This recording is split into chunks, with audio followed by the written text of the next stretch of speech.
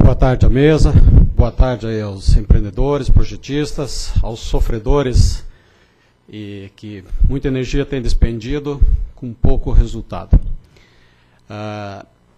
Gostaria aqui de fazer um comunicado no sentido de uma PCH média, típica, que está aqui na ANEEL. O que acontece quando você tem regras que mudam num decurso de tempo em que o projeto foi protocolado, onde ele está, como é que ficava a viabilidade, e se somos ou não culpados pelos números que estão sendo apresentados. O Aimoré colocou aqui, se não me engano, algo como 14%, que é a média que as PCHs do Brasil vêm usurpando do MRE. Daqui um pouco, esse problema hidrológico todo do Brasil é culpa das PCHs, essa seca toda. Quero mostrar também aqui um pouco que essa questão, ela não é uma questão que atinge apenas a mim, a minha empresa, meus colegas. Atinge a todos os investidores ou potenciais investidores desse setor. Creio que sempre que tem penalidade, tem que ter o bônus também. Ou seja, está aumentando o risco do setor, naturalmente o preço deverá acompanhar. Então, verifico se uma vez que está aumentando esse risco, e esse é um risco que ele é real, e não sou contra aqui rediscutir garantia física, vamos buscar um modelo que se aproxime um pouco mais da verdade, porque a verdade é o que vai permanecer e deve ponderar. E eu acho que isso que a gente tem que buscar como um todo. Então, dentro dessa questão, eu gostaria de colocar esse caso prático, de uma PCH de porte médio, em que esse inventário foi aprovado aqui em 2007 e o projeto básico protocolado em 2008 e aprovado em 2013. Nessa tabela, rapidamente, podemos ver aqui que no projeto básico existe aqui a questão de rendimento proposto, ou seja, o fabricante tem essa questão, coloca, a ANEEL coloca, diz que é menor, o fabricante assina, comprova isso tecnicamente. Rendimento do gerador, esse praticamente se manteve com pequeno. Rendimento do conjunto, por sua vez, perdas de transmissão, consumo interno, indisponibilidade forçada, indisponibilidade programada, nesse caso uma mudança bastante significativa, e com isso uma redução aqui de energia média entre o que está no projeto básico e o que foi aprovado na ANEEL, na ordem de 9%. Bom, naturalmente, estamos vendo isso. Agora, de todos esses números que são colocados aqui, são números que têm RT, que tem técnicos que olharam isso, tem realmente uma pergunta aqui sobre essa questão da turbina, não se pede sobre se a turbina é o rendimento médio ponderado.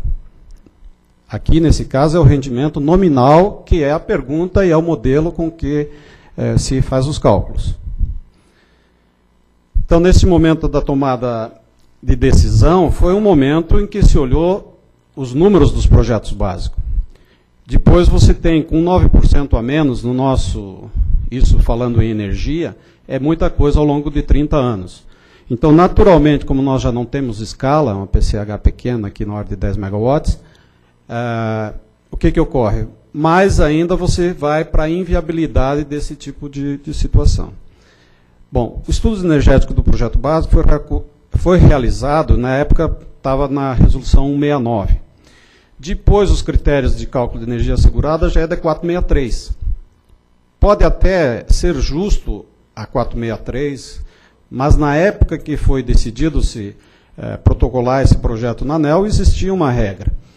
Nesse caso, esse prazo passou, veio uma nova regra, nesse caso mais rígida, pode ser até mais justa, mas ela inviabiliza o projeto. E essa é uma das questões que a gente gostaria, assim, protocolou, está valendo, essa regra está valendo, a garantia física está valendo sobre o modelo da regra que estava posta, porque não fui eu que coloquei essa regra.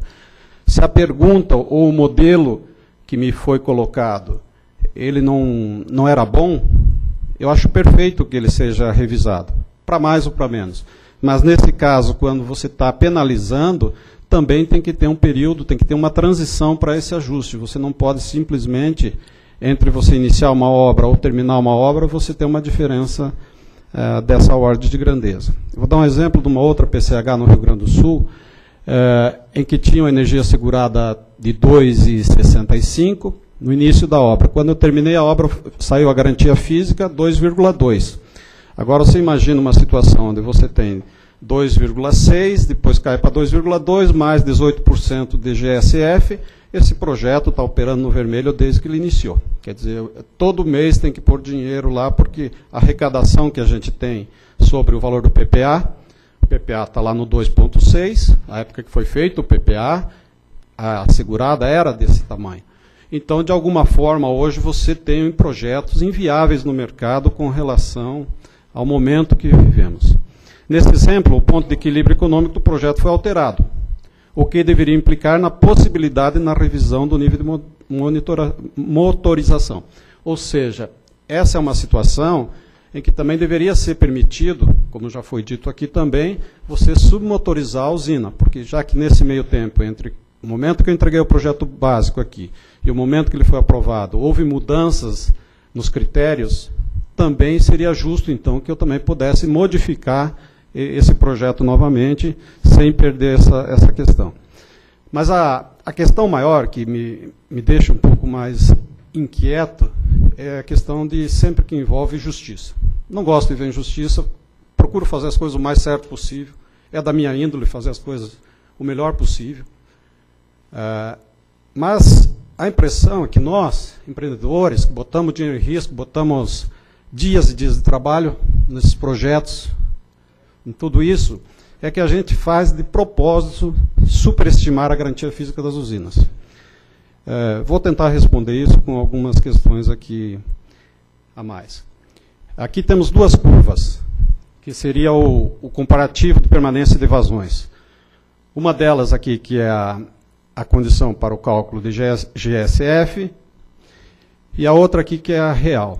Uma questão é que PCH, na média, não tem estoque de água no momento de cheia para turbinar isso na... Então, seria muito mais de uma vazão, seria um critério real. Valmor, eu gostaria que finalizasse, tá, que você já estourou bastante o tempo. Então, entre essas duas questões aqui, nós já temos uma diferença aí nessa ordem de 9%. Mas aqui, se nós formos ver também, a pergunta que é feita e como é feito, sempre pega o rendimento de uma turbina da sua eficiência nominal. Quando você pega isso, a eficiência muda dessa turbina em função da vazão, consequentemente você chega lá na questão aí de 14%, 15%, que estaria gerando a menos. Então esses critérios aqui precisam ser trabalhados, na minha visão, voltando naturalmente para o próprio inventário, para que o inventário também tenha suas potências reduzidas. E essa questão também da simplificação, parabenizar e dizer que é bem-vindo, é uma solicitação que eu encontro de todos os lados, e que essa parte, que se fosse possível, também deixar ou prorrogar para que a gente possa ter mais tempo, para que não possa ter dois pesos e duas medidas para o setor hidroenergético. Muito obrigado.